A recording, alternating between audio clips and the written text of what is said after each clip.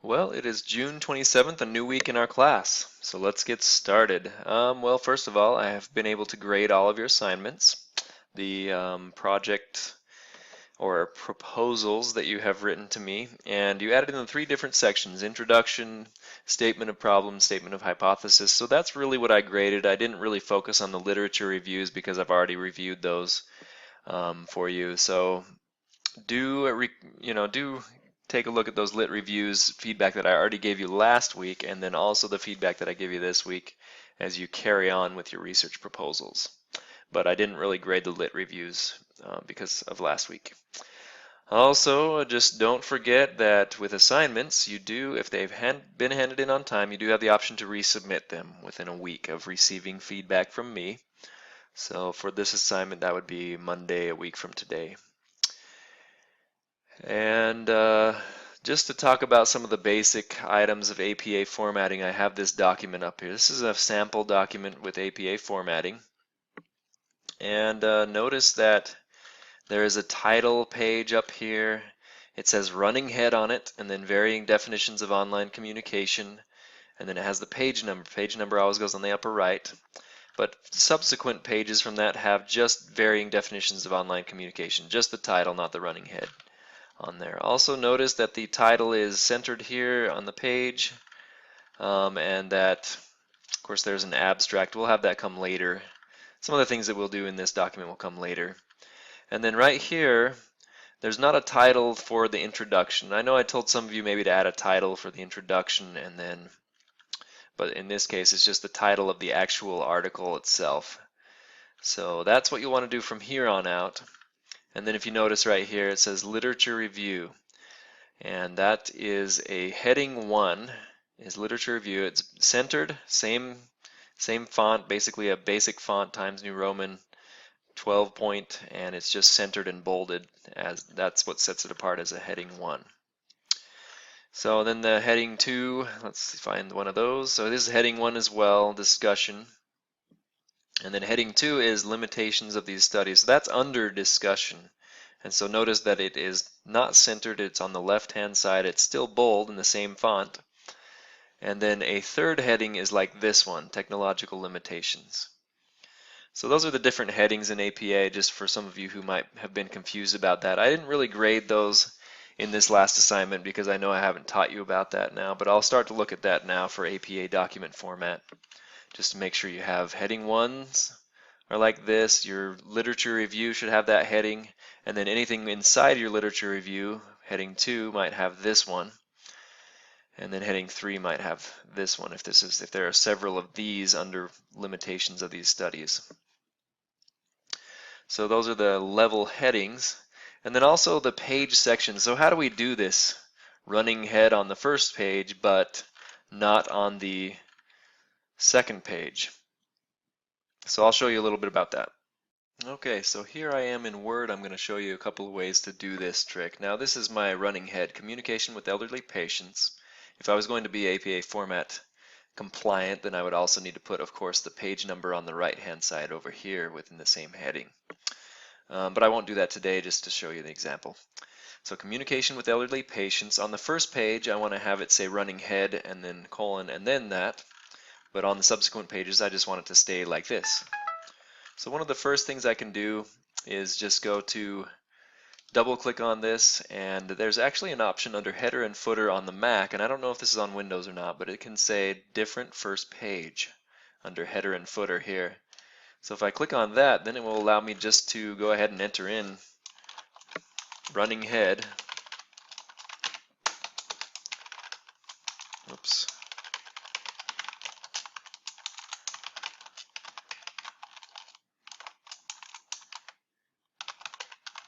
Okay, so that's easy enough. I can just close that out, and if you look, first page has running head on there, second page and subsequent pages do not. That's one way to do it. Another way I can do it, if I remove that option, is, and I think this is the more universal way that might be available in all systems, or most all systems, is you can go to Document Elements, and at the end of your first page, you can choose Break and choose Section Breaks, and it says insert a section break and start the new section on the next page. Now, sections have their own headers and footers, and so if you insert a new section, you can have its own header and footer there too. So if I do that now, I can go back up here and change this header and footer. It's a header for section 1, and this one's a header for section 2. So this one will not change when I change this one. And close that out, so maybe it will change. Or maybe I have to just change it down here as well, make sure it's the same, or same as previous it says, and close. Looks like I might have to do header that's not the same as previous. So I do have to set this not to be same as previous. I can go under header and footer and choose link to previous, and I can say don't link this one to previous. And that way I believe I can change it now. Take out running head and close it out. And then this one still has running head, this one does not, and it should continue to not have running head from there on. So that's a way to get your headers to change to be in compliance with APA document formatting. All right, well, let's look at the class for this week. So here we have a list of the, well, let me go to the right week here. June 27th through July 2nd, you'll have 3 chapters to read.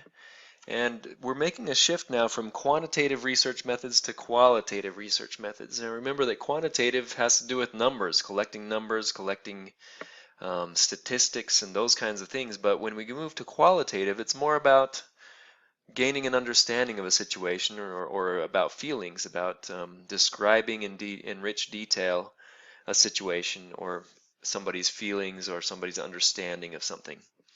So it's a very different way of looking at research, and it's actually relatively new compared to quantitative research, although qualitative research methods have been around for probably over 50 years now. But quantitative much longer, just because of the way that we have thought about scientific inquiry.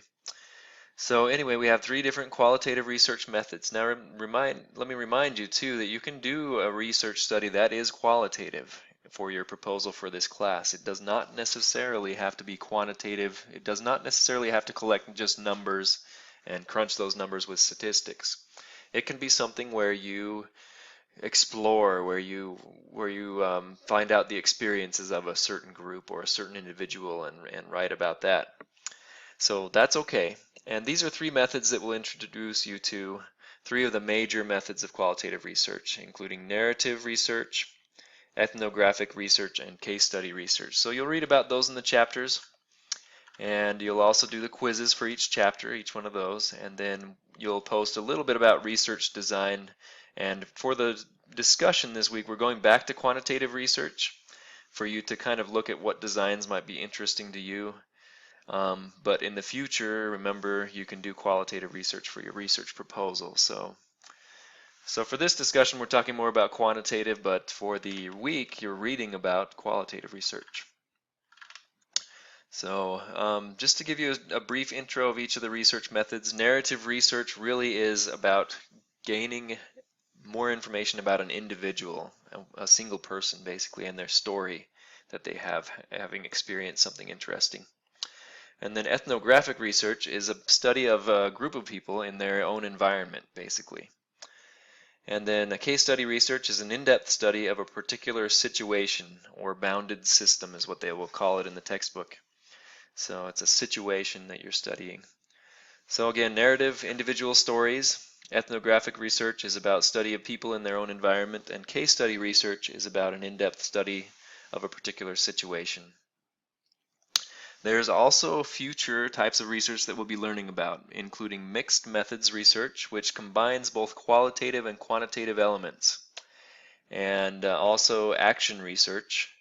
And action research means that it could be somebody in their own situation tries something out for their own benefit at work or in their own leisure situation. So it's a little bit different, as we'll be learning about those in the future, just so you're aware of those. Mixed methods I do discourage you doing for your study. I do discourage you from doing both qualitative and quantitative data collection for your study that you propose in this class, just simply because it's a lot more complex than just quantitative or just qualitative research. And so this is your first foray into writing about research and proposing a research study. So I just kind of wanted to keep it simple for you. So I do encourage you to choose either qualitative or quantitative research, and then whichever type of qualitative or quantitative research that you think you would like to do. And to find the types, again, it's those chapters you've been reading: survey research, correlational. You'll choose one of these: narrative research, ethnographic. You'll choose one of those for your proposal. So that is basically the activities for this week. All right, so I also wanted to introduce some things about references briefly. If you look here, we have Google Scholar, and here's an article on Google Scholar that maybe we would like to reference in our paper. And if you haven't found out some of these, they could be useful to you as you look for reference lists and how to cite different references in your reference list. So if you look here, here's one that I wrote back in 2010, or that was published back in 2010 in this journal. And on Google Scholar and on many databases that you'll look up, you can find actually a cite link that will allow you to cite something. And in this case, it gives you different formats that you might use. Of course, in this class, we're focusing on APA. So now you can just take this, copy, and just paste it into your paper as part of your references list. Oops. And so there it is. Of course, I have to make the hanging indent. And remember that that's to go to paragraph, and you have to do this special hanging indent and hit OK, and that will, well, that's the wrong size of an indent. I don't know what happened with this document.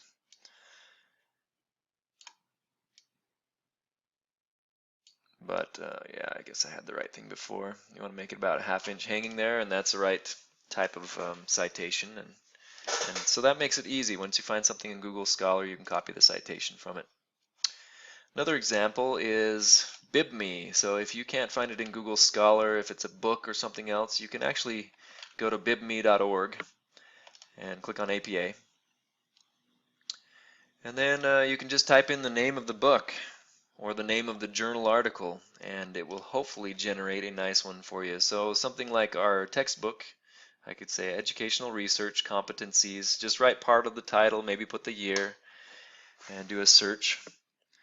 And it will hopefully find the source that you're looking for. And it looks like it did. So I can select that one and say generate APA, citing the whole book, and it gives me the information that I need. I can hit create citation. And then this is an APA formatted citation that I can again copy and paste into my document as another option. So copy, paste it here. And then of course Word doesn't keep that, again, hanging indent, so I have to go to paragraph and choose hanging indent on that one as well, and I might have to adjust it. I don't know why my hanging indent's so big right now in this document. It's probably just this document though.